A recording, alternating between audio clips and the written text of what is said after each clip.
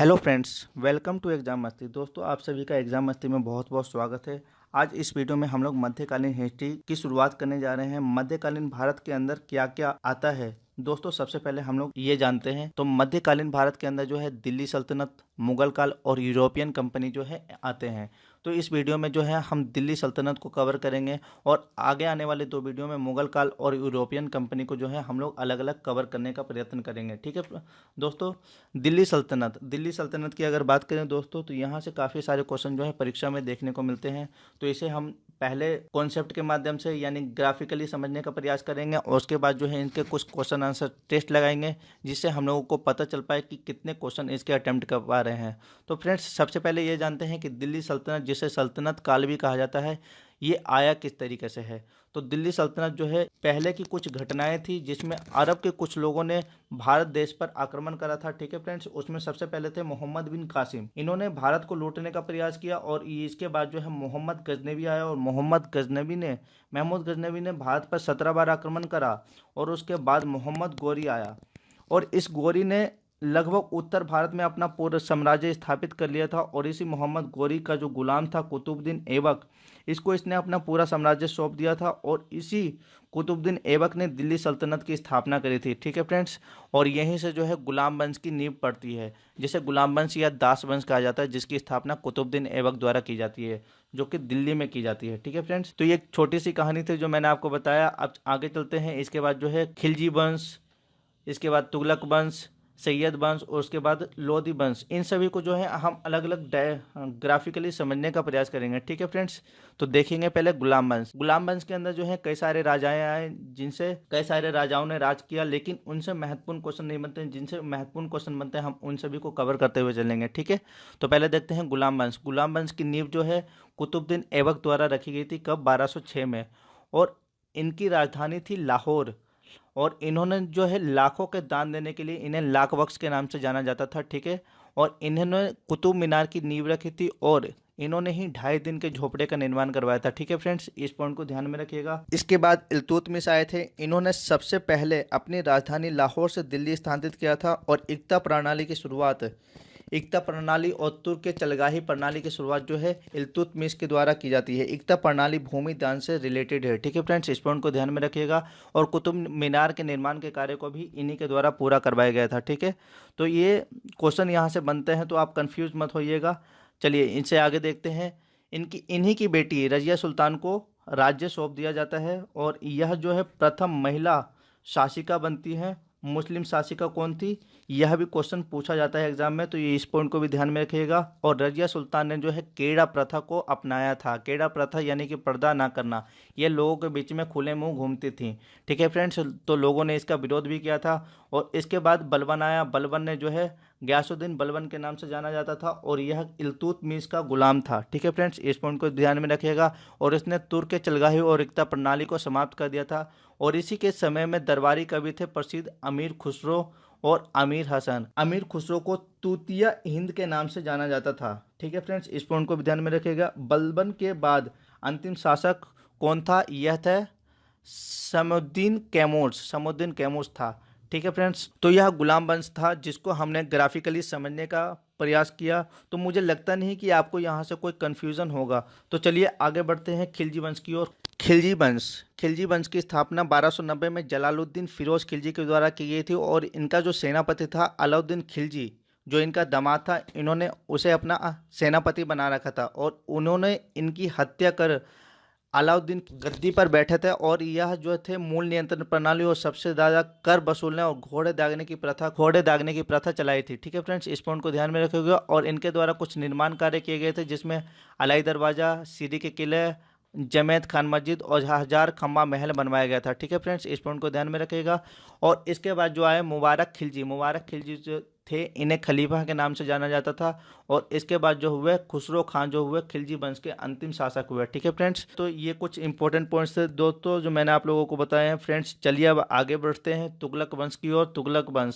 तुगलक वंश की स्थापना जो है गयासुद्दीन तुगलक द्वारा की गई थी और गयासुद्दीन तुगलक का सेनापति था जूना खां।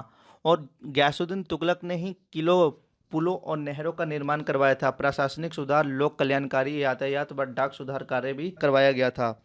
और अगर तुगलक वंश की बात करें, गयासुद्दीन तुगलक की बात करें, तो गयासुद्दीन तुगलक पर जो है गयासुद्दीन तुगलक के समय में ही 29 बार मंगोल आक्रमण हुए थे। इस पॉइंट को ध्यान में रखिएगा। और गयासुद्दीन तुगलक की मृत्यु कैसे हुई, तो जूना खान ने एक महल बनवाया था जो कि लकड़ी का महल था। जब ये बंगाल से लौट रहे थे तो इनकी उसी महल में दबकर, लकड़ी की महल में जो जूना खान ने बनवाया था उसमें दबकर इनकी मृत्यु हो गई थी। और जूना खान जो है बाद में इन्हीं का सेनापति जो था, बाद में मोहम्मद बिन तुगलक के नाम से जाना गया और यह राज सिंहासन पर बैठा था। ठीक है फ्रेंड्स। और इसके द्वारा जो है दीवाने अमीर कोही नामक नवीन विभाग की स्थापना की गई थी। ठीक है फ्रेंड्स। और अफ्रीकी यात्री इब्न बतूता भी इसके शासनकाल में आया था। और अफ्रीकी यात्री इब्न बतूता को से आया था, कहाँ से आया था, मोरक्को से। फ्रेंड्स इस पॉइंट को भी ध्यान में रखेगा। और यह जो था दिल्ली सल्तनत में सबसे अधिक पढ़ा लिखा था। ठीक है फ्रेंड्स। और इसने चमड़े के सिक्के चलवाए थे। इस पॉइंट को भी ध्यान में रखिएगा, इसलिए इसे पागल राजा भी कहा जाता था। ठीक है फ्रेंड्स। इतिहासकार जो है इसे पागल राजा के नाम से भी बुलाते थे। चलिए आगे चलते हैं। इसके बाद जो आए फिरोज तुगलक। फिरोज तुगलक जो थे सिंचाई कर वसूलना, ब्राह्मणों पर जजिया कर लगाने वाला शासक और दीवाने खैरात और दीवाने बगदाद की स्थापना फिरोज तुगलक के द्वारा की गई थी। ठीक है फ्रेंड्स। और यह जो था अपने समय में सबसे अधिक ब्राह्मणों पर जजिया कर लगाने वाला शासक हुआ था। ठीक है फ्रेंड्स। इस पॉइंट को ध्यान में रखिएगा। इसके बाद जो आया है महमूद तुगलक। महमूद तुगलक जो था तुगलक वंश का अंतिम शासक हुआ था। इस पॉइंट को ध्यान में रखिएगा। चलिए अब आगे बढ़ते हैं। आई होप कि यहाँ से आपको तुगलक वंश की सारी इंपॉर्टेंट पॉइंट्स समझ में आ गए होंगे। चलिए आगे देखते हैं सैयद वंश। सैयद वंश में मात्र दो चीज़ हमें याद रखना है। क्या? एक, इसकी स्थापना किसने करी थी, खिज्र खां के द्वारा। और इसका अंतिम शासक कौन हुआ था, अलाउद्दीन आलम शाह जो था इसका अंतिम शासक था। इन दोनों पॉइंट को आपको ध्यान में रखना है। चलिए नेक्स्ट चलते हैं इसके लोधी वंश। लोधी वंश जो था बहलोल लोधी के द्वारा जो है 1414 में लोधी वंश की स्थापना करी गई थी। और बहलोल लोधी ने बहलोल सिक्के का प्रचलन किया था। ठीक है फ्रेंड्स। इस पॉइंट को ध्यान में रखिएगा। और इसके बाद जो आते हैं सिकंदर लोधी। इनकी मृत्यु के पश्चात सिकंदर लोधी, और इन्होंने जो है 1504 में आगरा नगर की स्थापना की थी। दोस्तों इस पॉइंट को ध्यान में रखिएगा। कई बार यहाँ से क्वेश्चन पूछा गया था कि आगरा नगर की स्थापना कब करी गई है और किसने करी है। ठीक है फ्रेंड्स। चलिए इसे आगे देखते हैं। इब्राहिम लोधी। इब्राहिम लोधी से संबंधित बहुत ज़्यादा इंपॉर्टेंट है और यहाँ से परीक्षा में बहुत ज़्यादा पूछा जाता है, क्योंकि इसी समय जो है 1526 का प्रथम पानीपत का युद्ध हुआ था बाबर और इब्राहिम लोधी के बीच, जिसमें इब्राहिम लोधी हार जाता है और यहाँ पर जो है दिल्ली सल्तनत जो है खत्म हो जाता है। यहाँ पे मुगल काल जो है शुरू हो जाता है। मुगल वंश की स्थापना किसने करी थी, फिर बाबर ने जो है मुगल वंश की स्थापना करी थी। ठीक है फ्रेंड्स। यहाँ पर जो है मुगल साम्राज्य की स्थापना हो जाती है। और यहाँ पे लोधी वंश का अंतिम शासक कौन होता है, इब्राहिम लोधी। ठीक है फ्रेंड्स। आई होप कि ये सारी आपको जो ग्राफिकली समझ में आया होगा। तो चलिए इसे कुछ महत्वपूर्ण ट्रिक जान लेते हैं जिससे कि आपको ये सारे एक बारी में याद हो जाएं। तो देखिएगा सल्तनत काल या दिल्ली काल का ट्रिक क्या है। गुलाब खिला तो सूंघ लो। देखिएगा इसका ट्रिक क्या है, गुलाब खिला तो सूंघ लो, जिससे गुलाब से बन गया हमारा गुलाम वंश, खिलजी से बन गया हमारा खिलजी वंश, तो से तुगलक वंश, सूंघ लो सैयद वंश, लो से लोधी वंश। ठीक है फ्रेंड्स। गुलाब खिला तो सूंघ लो, इस पॉइंट को ध्यान में रखना है। आपको ये सारे क्रम वाइज याद हो जाएंगे। तो चलिए इसे कुछ महत्वपूर्ण जो क्वेश्चन आंसर है उसका सेट लगाते हैं। आई होप कि यहाँ तक आपको वीडियो समझ में आया होगा, पसंद आ रहा होगा, तो अपने दोस्तों को शेयर कीजिएगा। चलिए देखते हैं क्वेश्चन। क्वेश्चन नंबर 1 है हमारा, दिल्ली सल्तनत की दरबारी भाषा थी। राइट आंसर हो जाएगा ऑप्शन नंबर बी, फारसी। क्वेश्चन नंबर 2 है, आगरा नगर की स्थापना किसके द्वारा की गई थी। देखिएगा फ्रेंड्स ऊपर बताया था मैंने आपको, इसकी स्थापना जो है सिकंदर लोधी के द्वारा 1504 में करी गई थी। ठीक है फ्रेंड्स। इस पॉइंट को ध्यान में रखिएगा। चलिए नेक्स्ट क्वेश्चन पे चलते हैं। क्वेश्चन नंबर 3, निम्नलिखित में से वह दिल्ली का सुल्तान कौन था जिसकी मृत्यु चौगान पोलो खेलते समय हुई थी। राइट आंसर हो जाएगा option number A, Qutubuddin Aibak. चलिए नेक्स्ट क्वेश्चन पे चलते हैं। कुब्बत उल इस्लाम मस्जिद का निर्माण किसके द्वारा कराया गया था। देखिएगा फ्रेंड्स राइट आंसर हो जाएगा option number A, Qutubuddin Aibak के द्वारा जो है कुब्बत उल इस्लाम मस्जिद का निर्माण करवाया गया था। चलिए क्वेश्चन नंबर 5 पे चलते हैं। तराइन की पहली लड़ाई 1191 ईस्वी में निम्नलिखित में से किसके बीच लड़ी गई थी। तराइन की पहली लड़ाई देखिएगा फ्रेंड्स, राइट आंसर हो जाएगा मोहम्मद गौरी और पृथ्वीराज चौहान के बीच जो है तराइन की पहली लड़ाई हुई थी। तराइन की दूसरी लड़ाई 1192 में और तराइन की तीसरी लड़ाई 1194 में हुई थी। इस पॉइंट को ध्यान में रखिएगा। चलिए नेक्स्ट क्वेश्चन पे चलते हैं। निम्नलिखित में से किस खिलजी शासक ने दिल्ली के राज सिंहासन पर बैठने के लिए अपने ससुर की हत्या की थी? देखा गया फ्रेंड्स, इसका राइट आंसर क्या हो जाएगा? Option number D, Alauddin Khilji ने। रजिया सुल्तान किसकी बेटी थी? ऑल राइट आंसर है इल्तुतमिश की। चलिए नेक्स्ट क्वेश्चन पे चलते हैं। मोहम्मद गोरी विजित प्रदेशों की देखभाल के लिए निम्नलिखित में से किस विश्वसनीय जनरल को छोड़कर गया था? राइट आंसर है option number C, Qutubuddin Aibak. चलिए नेक्स्ट क्वेश्चन पे चलते हैं। किसके शासनकाल में सबसे अधिक मंगोल आक्रमण हुए थे?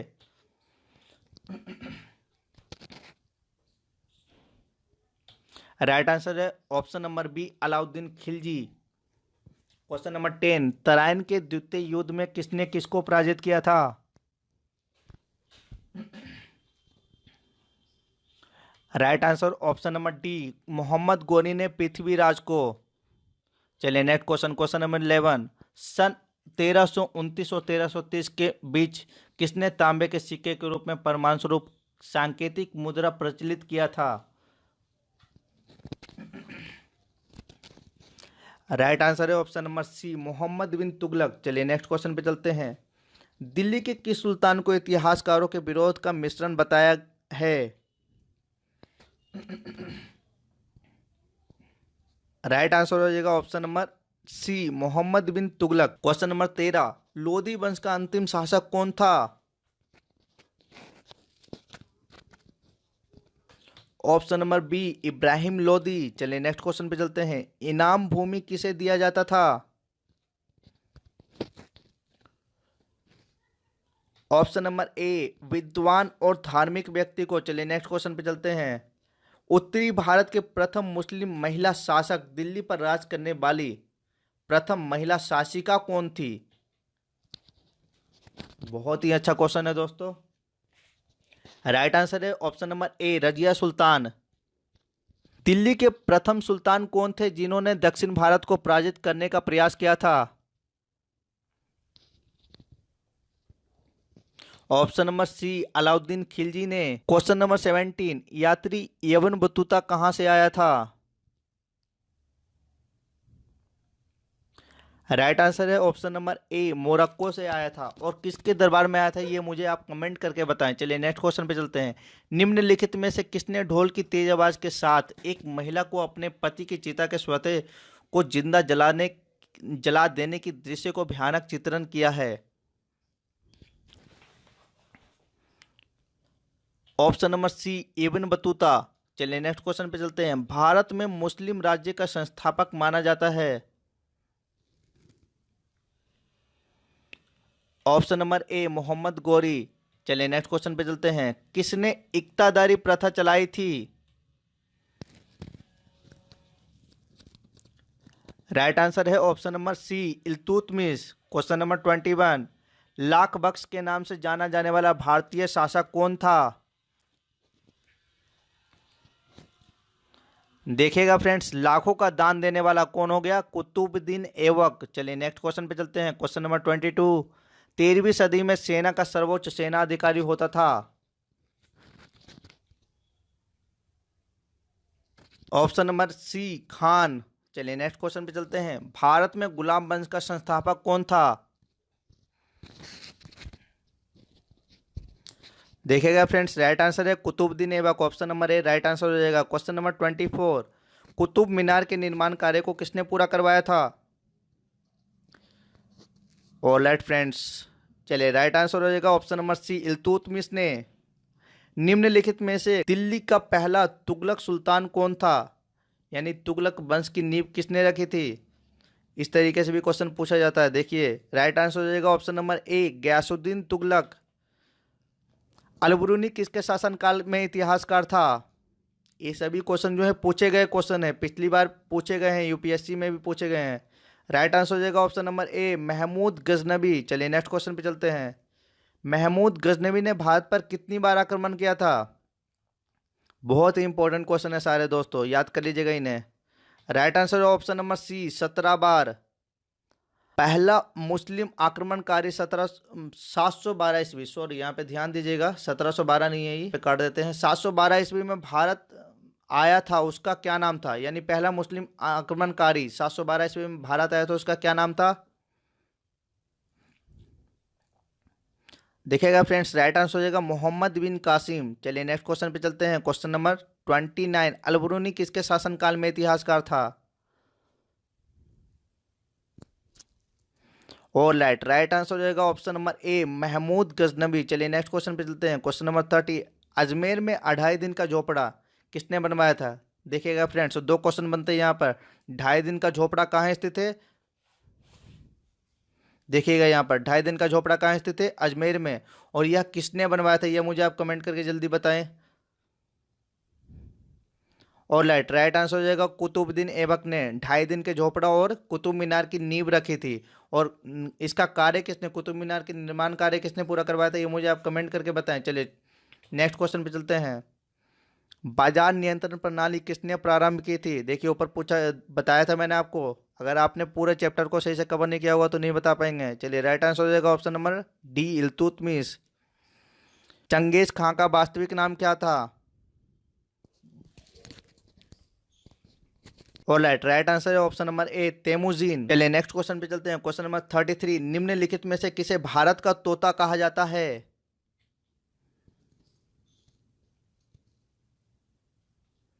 और राइट आंसर है अमीर खुसरो। अमीर खुसरो किसके दरबार के कवि थे, ये मुझे आप कमेंट करके बताइएगा, ठीक है। अमीर खुसरो और इनके साथ एक और कवि थे, इन दोनों का नाम कमेंट कीजिए और किसके दरबार में थे यह भी बताइए आप मुझे। चलिए नेक्स्ट क्वेश्चन पे चलते हैं। क्वेश्चन नंबर 34, लोधी वंश का संस्थापक कौन था?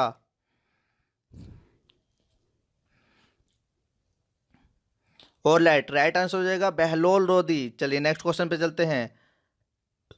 किस दिल्ली सुल्तान ने घोड़े को दागने की प्रथा प्रारंभ की थी? घोड़े को दागने की प्रथा, देखिए ये भी ऊपर बताया हुआ चैप्टर में, अगर आपने चैप्टर कवर कर लिया होगा तो 90% क्वेश्चन हो जाएंगे। चलिए राइट आंसर हो जाएगा अलाउद्दीन खिलजी ने। निम्नलिखित में से किस मुस्लिम शासक ने तीर्थ यात्रा कर समाप्त कर दिया था? Option number D, Akbar. Question number 37, निम्नलिखित में से किसको दूसरा सिकंदर माना जाता है? देखिएगा फ्रेंड्स, टाइम खत्म हो रहा है। और राइट आंसर हो जाएगा option number D, Alauddin Khilji को दूसरा सिकंदर माना जाता है। देखिएगा फ्रेंड्स, चलिए नेक्स्ट क्वेश्चन पे चलते हैं। दिल्ली सल्तनत पर बैठने वाला एकमात्र हिंदू से परिवर्तित हो मुस्लिम व्यक्ति कौन था? यानी हिंदू से मुस्लिम में परिवर्तित हुआ था। क्वेश्चन बहुत ज़्यादा पूछे जाते हैं ये सब।